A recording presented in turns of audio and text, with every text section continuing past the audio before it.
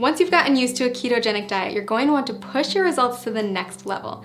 So if you've got your grocery list and your meal planning under control, then it's time to start thinking about intermittent fasting. And okay, before you press pause at the dreaded fasting word, hear me out. Intermittent fasting, also known as IF, is one of today's hottest topics in the diet and wellness communities. And for good reason. If you do it correctly, IF can be an insanely powerful tool for accelerating fat loss and breaking through frustrating weight loss plateaus. Now, it's not essential that you commit to IF while on keto. If the idea of it makes you want to throw your keto diet out the window, then it isn't for you.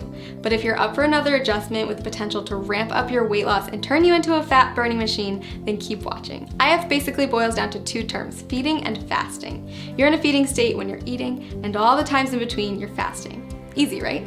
Okay, so here's the deal. There's several different methods for fasting, and you get to choose which one works best for your lifestyle. Most people find that at least one of the following is compatible with their life and fits well into their daily routine. Option 1, skip meals that prolong the time your body's in a fasting state. Most people choose to skip breakfast or lunch. Option 2, rely on the eating windows method. This approach involves eating between a 4 and 7 hour window every day and fasting for the rest of it. Option 3, not for the faint of heart. Your third choice is to commit to a 24 to 48 hour cleanse. It's more of an extended fast, and I don't recommend it if you're just getting started with IF. So how do you know which option is best? If you're just getting started with fasting, option 2 is probably the way to go.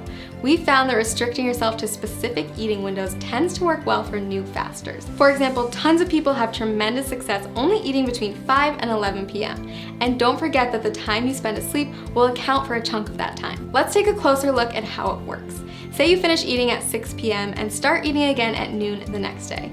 That means you fasted for 18 hours and eaten for 6. In other words, you've achieved an 18-6 window. If you finish eating as early as 5 p.m. and don't eat again until noon the next day, then you've fasted for 19 hours and eaten for 5, or you've achieved a 19-5 window. You don't have to adhere to IF every day. You can try it out once a week at first, listen to your body, and then add in more IF days over time. So why does IF work anyway? The first and simplest reason is that our bodies can only take in so much food at a time.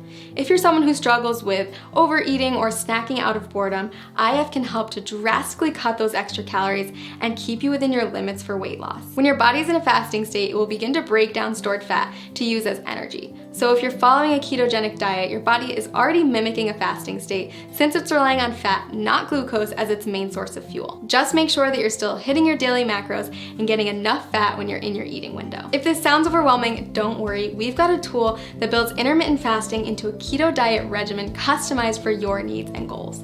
Click the link below this video to discover your personalized plan. And keep in mind that the benefits of IF go far beyond weight loss. After all, there's a reason why every wellness community is talking about it, and why thousands of today's top performers have made it a part of their daily routine.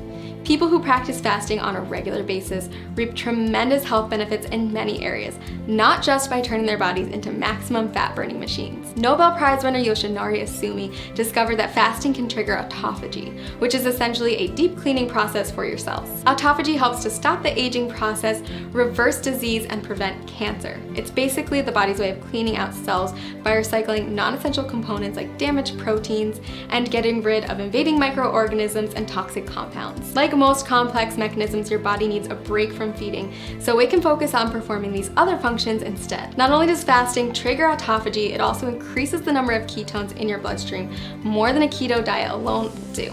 When you start practicing IF, you may find yourself more focused than usual. That's because your body is running on ultra premium fuel. If you're on keto, you may have already experienced this heightened mental clarity.